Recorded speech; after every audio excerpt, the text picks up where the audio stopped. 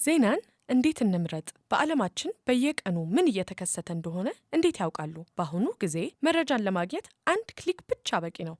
ዜናዎች፣ ቪዲዮዎች፣ የማህበራዊ ሚዲያ ልጥፎችና የተለያዩ አስተያየቶች በየቀኑ ወደኛ ይመጣሉ። ነገር ግን ብዙ መረጃዎች መኖራቸው ብቻ እውነትን ለማወቅ በቂ ነው ማለት አይደለም። ከጥቂት አስርት ዓመታት በፊት ሰዎች ዜናን የሚያገኙት ከውስን የቴሌቪዥን ጣቢያዎች፣ ጋዜጦችና ሬዲዮዎች ነበር።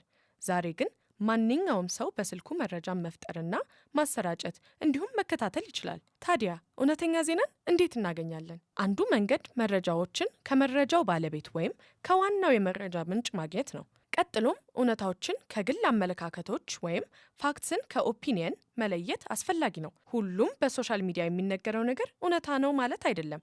አንዳንድ የግል አመለካከቶች ሊሆኑ ይችላሉ። በመቀጠል አንድ ምንጭ ብቻ ላይ አለመደገፍ፣ ተመሳሳይ ዜና በሌሎች ታማኝ ምንጮች መዘገቡን ማረጋገጥ። ልብ ይበሉ፣ ጥሩ የዜና ተጠቃሚ መሆን ማለት ዜናን በፍጥነት ማግኘት ሳይሆን እውነታውን በጥንቃቄ ማረጋገጥ ነው።